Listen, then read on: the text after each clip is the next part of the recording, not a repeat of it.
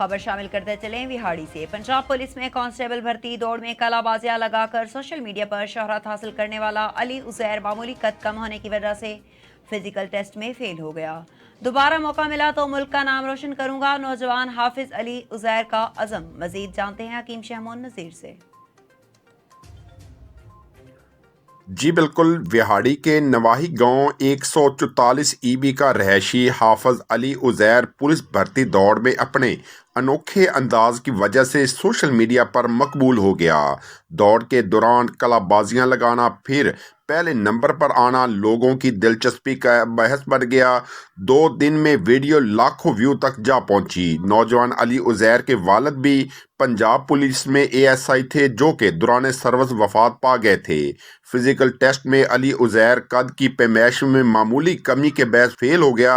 Ali Uzair first year का तालिबे इल्म और इलाके में कबड्डी का बेहतरीन खिलाड़ी है और पंजाब पुलिस में भर्ती होकर पुलिस की कबड्डी टीम में खेलना चाहता है ताकि वो मुल्क और कौम का नाम रोशन कर सके। मेरा नाम जी हाफिज अली ज़ैर है तो 144 भी बूरे वाला तो मेरा तलक है जी। तो ब्रांड ऑफ बूरे वाला मैनू सारे इलाके वाले या कबड्डी खेलते हैं ਜਿਹੜੇ ਵੀ ਨੇ ਸਾਰੇ ब्रांड ऑफ बूरे वाला ਕਹਿੰਦੇ ਨੇ।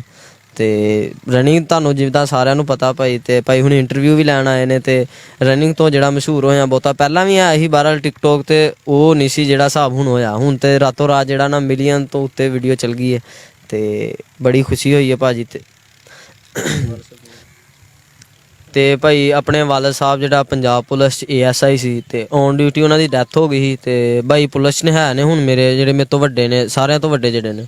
ਤੇ ਉਹ ਤੋਂ ਛੋਟੇ ਭਾਜੀ ਜਿਹੜੇ ਭਾਈ ਨੇ ਉਹਨਾਂ ਨੇ FSC ਕੀਤੀ ਹੈ ਹੁਣ, ਤੇ ਅੱਗੇ ਉਹਨਾਂ ਨੇ ਐਡਮਿਸ਼ਨ ਲੈਣਾ। ਮੈਂ ਫਸਟ ਈਅਰ ਦੇ ਵਿੱਚ ਪੜ੍ਹ ਰਿਹਾ, ਸਟੱਡੀ ਕਰ ਰਿਹਾ ਜਿਹੜੇ। ਤੇ ਪਹਿਲੀ ਗੱਲ ਤੇ ਮੈਂ ਸਾਰੇ ਜਿਹੜੇ ਨੇ ਪਾਕਿਸਤਾਨ ਵਾਲੇ ਆ, ਜਿੰਨੀ ਵੀ ਆਵਾਮ, ਜਿਹੜੇ ਲੋਕ ਜਿਨ੍ਹਾਂ ਨੇ ਇੰਨਾ ਪਿਆਰ ਦਿੱਤਾ ਜਾਂ ਜਿਹੜੇ ਮਤਲਬ ਇੰਨਾ ਸਪੋਰਟ ਕਰਦੇ ਨੇ, ਉਹਨਾਂ ਦਾ ਮੈਂ ਸ਼ੁਕਰੀਆ ਅਦਾ ਕਰਨਾ। ਤੇ ਭਾਈ ਸਾਰਿਆਂ ਨੂੰ ਮੈਂ ਰਿਕੁਐਸਟ ਕਰਨਾ, ਪਹਿਲੀ ਗੱਲ ਤੇ ਕਿ ਜਿਹੜੇ DPO ਸਾਹਿਬ ਵਿਹਾੜੀ ਨੇ ਤੇ ਦੂਸਰਾ RPO ਸਾਹਿਬ ਵਿਹਾੜੀ, ਉਹਨਾਂ ਨੂੰ ਮੈਂ ਰਿਕੁਐਸਟ ਕਰਨਾ ਕਿ ਮੇਰਾ ਜਿਹੜਾ ਹਾਈਟ ਦਾ ਮਸਲਾ ਸੀ, ਮੇਜਰਮੈਂਟ ਦਾ, ਇੱਕ ਸੂਤਰ ਤੋਂ ਕਮ ਸੀ। ਤੇ ਉਹਦੇ 'ਤੇ ਦੁਬਾਰਾ ਰਿਵਿਊ ਮੈਂ ਕਹਿੰਦਾ ਕਿ ਮੈਨੂੰ ਦੁਬਾਰਾ ਇੱਕ ਚਾਂਸ ਦਿੱਤਾ ਜਾਵੇ ਚੈੱਕ ਕਰਨ, ਤੇ ਮੈਨੂੰ ਜਿਹੜਾ ਨਾ ਕੋਈ ਰਿਲੀਫ ਦਿੱਤੀ ਜਾਵੇ। ਤੇ ਇਨਸ਼ਾਅੱਲਾ ਮੈਂ ਜਿਹੜਾ ਕਬੱਡੀ ਖੇਲਦਾ, ਕਿਉਂਕਿ ਮੈਂ ਤੇ ਪੰਜਾਬ ਪੁਲਿਸ ਦੀ ਜਿਹੜਾ ਕਬੱਡੀ ਦੀ ਜਿਹੜੀ ਟੀਮ ਹੈ ਉਹਨੂੰ ਜੁਆਇਨ ਕਰਕੇ ਤੇ ਮੈਂ ਉਹਨਾਂ ਨੂੰ ਖੇਲਣਾ ਚਾਹੁੰਦਾ।